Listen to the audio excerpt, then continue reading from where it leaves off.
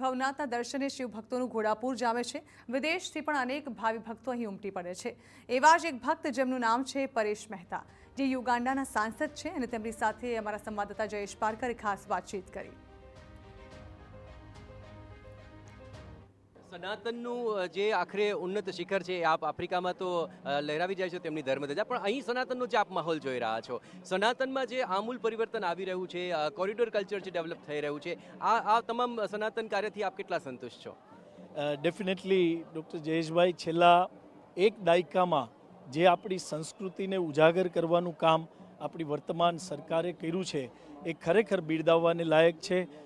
આપણા યશસ્વી વડાપ્રધાન નરેન્દ્રભાઈ મોદી અને આપણું જે ગુજરાતનું પ્રતિનિધિત્વ એવા આપણા મુખ્યમંત્રી અને આપણા ઉપમુખ્યમંત્રી હર્ષભાઈ, એમની જે મહેનત છે અને પૂરા સમગ્ર વિશ્વમાં અયોધ્યા મંદિરથી લઈ અને મહાકાલેશ્વર ઓમકારેશ્વર કોરિડોરથી લઈ અને જે 12 વસતા ભારતીયો, જે મૂળ ભારતીયો છે, જેમની ત્રીજી ચોથી પેઢીએ એ ત્યાં જ વસેલી છે અને એમને આજે ભારતીય થવાનું એક ગૌરવ એ પાછું અપાવ્યું છે, એમાં કોઈ શંકાને સ્થાન નથી। મિની કુંભનું આયોજન કરાયું છે અને બધા લોકો જય ભવનાથ જય ગિરનારી બોલે છે। આપ પણ એ નાદ ચોક્કસપણે ગુંજારિત કરો તો ખ્યાલ આવે કે વિદેશી ધરતી સુધી એ નાદ જાય।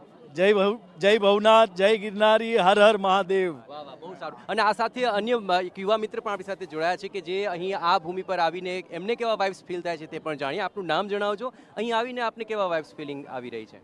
મારું નામ કશ્યપ બોરીસાગર છે અને હું બર્લિન, જે જર્મનીની રાજધાની છે, ત્યાંથી આવું છું। અને આજની વાત કરું તો એકદમ ઉત્સાહ અને ઉમંગનો આ અવસર છે, જ્યારે અમે લોકો જે ભારતીય બહાર રહેતા હોય ભારતથી, એ લોકો આવા જ તહેવાર, આપણી સંસ્કૃતિ અને આપણા દેશને એટલું બધું મિસ કરતા હોઈએ છીએ કે મેં પોતે મારી વાત કરું તો મારો ભારતનો પ્રવાસ આજની તારીખને લઈને જ ગોઠવ્યો હતો। એટલે કે ભગવાન ભોળાનાથના સાનિધ્યમાં અને સાધુ સંતોની વચ્ચે મારું મહાશિવરાત્રિનો જે આજનો પર્વ છે, ખૂબ બધાના આશીર્વાદ મળ્યા અને ખૂબ આનંદ અને ઉત્સાહ આવ્યો। જય ગિરનારી।